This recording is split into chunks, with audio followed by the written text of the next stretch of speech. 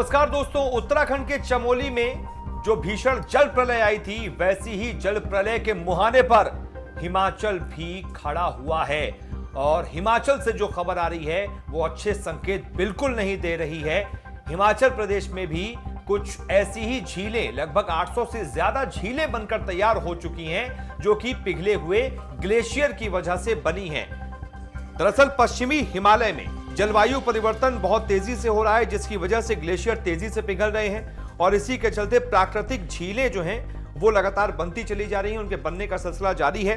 हिमाचल प्रदेश के विज्ञान प्रौद्योगिकी और पर्यावरण परिषद के सेंटर फॉर क्लाइमेट चेंज के मुताबिक सतलुज, रावी, चिनाब और ब्यास नदी के बेसिन में 935 ऐसी प्राकृतिक झीलें बन चुकी हैं। चमोली जैसी घटना अगर हुई तो ये हिमाचल में भारी तबाही ला सकती है।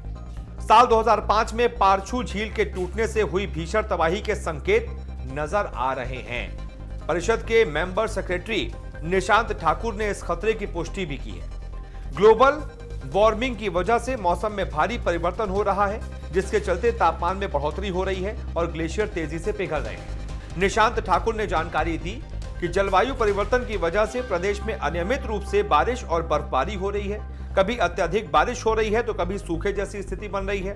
बर्फ पड़ने के समय में भी बदलाव हो रहा है। उन्होंने कहा कि हिमाचल और इसके साथ लगते हिमालयी क्षेत्र में सैटेलाइट बेस्ड स्टडी के माध्यम से करीब 33,000 स्क्वायर किलोमीटर में फैले ग्लेशियर क्षेत्र का अध्ययन किया गया। अध्ययन से पता चला है कि सतलुज रिवर बेसिन में फैले ग्लेशियर में साल 2016 में 581, 2017 में 642, 2018 में 769 और 2019 में 562 झीलें बन गई हैं।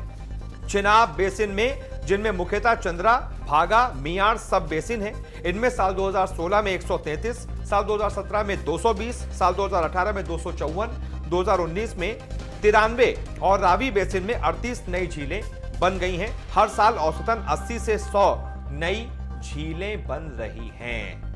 निशांत ठाकुर के मुताबिक एक साइंटिफिक स्टडी में यह भी बताया गया है कि साल 1970 से 2020 तक हिमालय क्षेत्र में जलवायु परिवर्तन की वजह से 1 डिग्री तापमान बढ़ गया है। उन्होंने कहा कि इसका असर सीधा कृषि, बागवानी, भूमिगत जल से लेकर पूरी प्रकृति और मानव जाति पर सीधे तौर पर पड़ रहा है।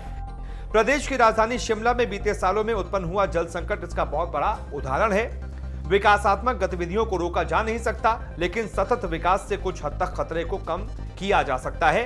निर्माण से लेकर कार्बन उत्सर्जन तक तमाम गतिविधियां सावधानी पूर्वक करनी होंगी।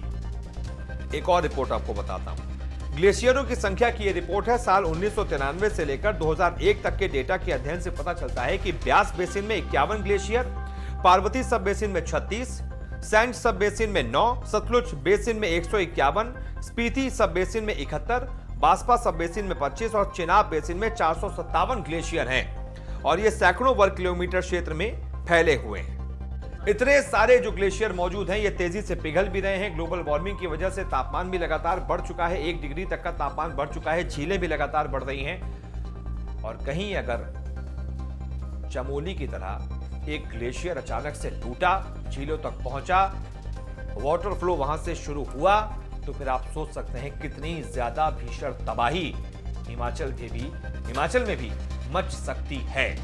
और इसीलिए इसको लेकर, इस खतरे को लेकर आगाह कर दिया गया है। देखना होगा इस खतरे से पहले से तैयार रहने के लिए, निपटने के लिए क्या कोई इंतजाम किया जाता है या फिर नहीं। आप इस बारे में क्या सोचते हैं बताइएगा। बहुत बहुत शुक्रिया।